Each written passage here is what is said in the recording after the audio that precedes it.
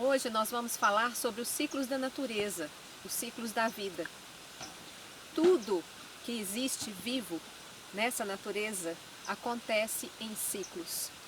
A gente tem exemplos vários, o ciclo circadiano, que é o ciclo em torno de 24 horas, o ciclo do dia. Temos o ciclo do mês, o ciclo do ano, o ciclo das estações. E ao longo desses ciclos, o que a gente vivencia? As transformações. Falávamos anteriormente sobre o Tao, o círculo e o ciclo contínuo do Yin, do Yang. Sempre esse equilíbrio do mais feminino para o mais masculino e assim sucessivamente. Do mais Yin para o mais Yang, depois o mais Yin, mais Yang, sucessivamente. Essas forças complementares acontecem na natureza em forma cíclica em tudo o que a gente conhece. Vamos falar um pouquinho sobre as estações do ano. As estações são um tema que nos oferecem uma série de exemplos e que nos dão uma metáfora muito interessante para entender um pouco o que acontece com a nossa vida. Se vocês já tiveram oportunidade de prestar atenção, podemos pegar, por exemplo, uma árvore como exemplo desse ciclo das estações. O que acontece na primavera? Primavera é a estação das flores, a estação da alegria, né? É representada especialmente por essa profusão de cores. É o momento em que a vida aflorada se oferece para nós através dessas lindas cores em forma de flores. Nesse momento, a estação está com uma temperatura amena, essas flores permanecem durante um certo período, em torno desses 3 meses, trazendo essa manifestação da vida, que é o convite aos insetos, polinizadores, para que venham polinizar essas flores. Então, é um momento de florescimento em todos os sentidos. Eu coloco para fora o máximo da minha energia e convido outros seres para penetrarem essa beleza e polinizarem, né? Gerarem frutos. E aí então chega o verão, que é por excelência a estação dos frutos, a estação dos filhos, de todo o resultado desse florescimento. Porque os seres vivos, as plantas, todos nós, não florescemos por acaso. Nós temos uma missão, nós temos um sentido para nossa existência. E no reino natural, esse sentido é essa perpetuação da vida. Esse ser vivo, que é a árvore, quando chega no auge do seu florescimento e, portanto, é polinizado, o que ele vai oferecer ao mundo? Os seus frutos. E uma vez colhidos ou uma vez caídos no chão, vão deixar ali as suas sementes para que essa vida permaneça, para que se perpetue. Então essa é a grande missão dos seres vegetais. Terminado esse ciclo da geração dos frutos e da doação das sementes, a gente entra então no período do outono. Toda essa seiva que fez com que esse ser vivo florescesse, frutificasse, que estava, portanto, nas extremidades das flores e dos frutos, começa então a se recolher. O outono é um momento em que a temperatura diminui, os dias começam a diminuir e existe todo aquele convite para que o acolhimento aconteça. E esse acolhimento se dá fisicamente, né? Fisiologicamente, através do recolhimento dessas seivas que saem das extremidades e começam a se recolher pelos galhos mais finos em direção aos troncos dessas árvores, dessas plantas. E isso também acontece conosco. Então, o outono é um período que nos convida à introspecção, ao início desse processo de recolhimento e de mais descanso, porque no outono os dias, como estamos agora, já estão muito menores e serão cada vez menores até o solstício de inverno. Quando finalmente o inverno chega, esse recolhimento das seivas já está lá no tronco principal em direção às raízes. E todo o objetivo dessa seiva é se recolher abaixo da terra. Lá ela fica preservada.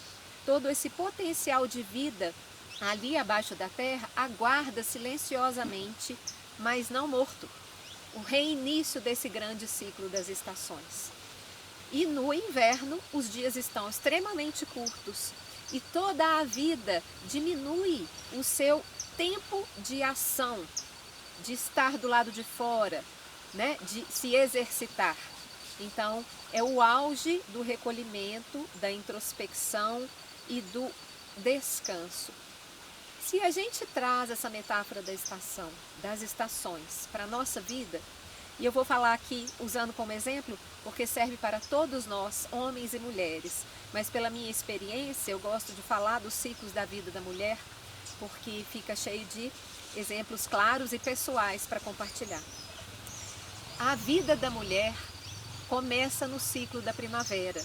Então, desde o seu florescimento, né, da adolescência, especialmente, até o início da juventude, essa mulher está se preparando, crescendo, se constituindo como um ser que vai se preparar para florescer. Então, vai oferecer todas as suas flores, a sua energia, as suas características, os seus dons, as suas cores pessoais para o mundo, na forma de diversas coisas, né? As flores a gente pode usar como representação para tudo que essa jovem está oferecendo para a vida. E esse é um tempo em que há muita energia. Toda essa energia da seiva, que no nosso caso é o nosso sangue, com toda a nossa energia vital, está no auge do seu oferecimento, da sua ação para o mundo, né? Quando a gente passa para o verão, a gente sai desse momento do florescimento para a busca do fruto.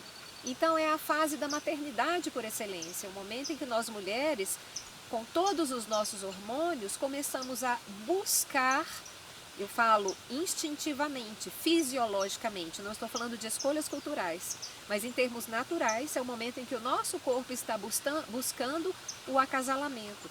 Então toda a nossa fisiologia vai trabalhar no sentido de nos preparar para gerar esse fruto, gerar um filho ou uma filha. Então, é o momento em que normalmente, se é a escolha da mulher, acontece a gravidez, as gravidezes e seus filhos. Então é uma estação do calor, né? A estação do verão, a gente vê muito em livros, em filmes, toda essa citação, essa relação com a lua cheia, a noite do acasalamento, os rituais de acasalamento, são todos em luas cheias de verão, a estação do acasalamento. Depois dessa fase da maternidade, em que toda a nossa energia é direcionada e doada sem limites para esses filhos, e a gente sabe muito bem o que significa isso, doar sem limites, toda a nossa estrutura de vida, toda a nossa energia vital é canalizada para a geração e para a criação desses nossos frutos, né? E aí então chegou o outono da vida.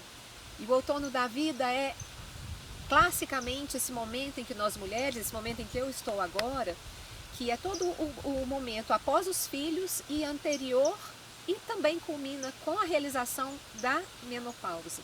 Então essa seiva, ela já foi totalmente canalizada para fora, ela já se esgotou ali nos frutos naquele ciclo e ela começa a se recolher. Então a nossa energia vital, o nosso sangue, ele está em fase de recolhimento. Nesse momento a gente não tem mais tanta energia, a gente não tem mais aquela disposição jovial do florescimento e do oferecimento dos frutos. E toda a nossa vida começa a se direcionar mais, não totalmente, mas mais para a vida interior. É um momento que nós mulheres nos questionamos muito, em que a gente vai buscar mais sentido para a nossa vida, em que a gente vai, então, observar sementes que a gente doou, e aquelas sementes têm todo o significado do conhecimento e da sabedoria que a gente construiu e está doando para o mundo. É um momento de muitas perguntas, né, em termos do nosso pensamento, da nossa filosofia de vida, da nossa busca de sentido. E fisicamente é um momento de aparecimento de muitas limitações, de muitas transformações muito significativas. Com a chegada da menopausa, essas transformações culminam, né, na mudança hormonal e nos famosos calores, dores de cabeça, e muitas vezes situações drásticas como sangramentos muito intensos, todos esses desequilíbrios que fazem com que as mulheres fiquem bastante preocupadas, sem sintonia, desequilibradas e, portanto, também preocupadas com a sua saúde. Mas isso tudo é natural, porque é uma manifestação do ciclo da vida. E isso ainda vai se aprofundar mais como? Na chegada do inverno. Essa estação linda das nossas anciãs sábias, que infelizmente na nossa cultura não são reconhecidas em sua sabedoria, em todo esse aprendizado acumulado, em todo esse potencial de conhecimento a ser multiplicado. As anciãs, as nossas, no meu caso, as minhas mães, a minha mãe, minha avó, né, as nossas mães e avós, são mulheres que já estão com a sua energia bastante limitada, condensada em ações essenciais à sua sobrevivência. Elas poupam mais a sua energia, ou deveriam poupar, e as suas atividades são muito mais delicadas, muito mais concentradas em afazeres da alma, né? Manifestações dos desejos da alma e do espírito. Isso é o natural. Olhe para uma árvore no inverno. Depois que ela já, provavelmente, se foi uma árvore caducifólia, suas folhas todas já caíram, e toda a sua seiva está lá no chão. Muitas vezes a gente olha para essas árvores no morro e acha que elas morreram. Elas não morreram. Elas estão hibernando e florescerão de novo. Mas no nosso caso, o ciclo da nossa vida humana, elas não reviverão da mesma forma, né? Elas falecerão e, nesse sentido, sabendo disso, as sábias mulheres do inverno não desperdiçam a sua energia. Agora, por que é tão importante a gente olhar no nosso entorno, observar essas estações aqui fora e reconhecê-las dentro? Porque o que se vive atualmente é um grande desrespeito à estação em que o nosso corpo se encontra. Um não reconhecimento antes desse desrespeito. Uma não valorização daquilo que a nossa estação tem de mais lindo e o que tem a oferecer para o mundo e para as nossas gerações que vieram depois de nós e as próximas que ainda virão. Vamos dar um exemplo? Mulheres da minha idade que naturalmente já estão com cabelos brancos, com sua pele enrugada, com a energia bastante diminuída, hesitam, relutam em reconhecer que a vida passou, que a velhice está chegando, mas não a velhice no sentido caótico e negativo, mas a velhice natural da nossa existência. Esse acúmulo de uma outra sabedoria, que não é mais o furor do corpo, mas sim a vitalidade da alma. E aí o que essas mulheres fazem? Elas se exaurem, se exigem além da energia que o corpo nesse momento apresenta. E aí uma necessidade de lutar contra este tempo que se apresenta no nosso corpo, na nossa pele, no nosso cabelo. E isso tem um preço. Então nós vamos falar bastante desses desequilíbrios e de outras fontes além da nossa inconsciência. Mas o chamado nesse momento é para que a gente assuma quem a gente realmente é. Mas com grandeza, com alegria, né? Com agradecimento por tudo que a gente já viveu. Não é possível ter 40, 50, 60 anos de vida, eles não foram em vão, achando que isso só traz para nós pele enrugada e cabelo branco. Isso traz tanto mais, tantos presentes, tanta riqueza interior.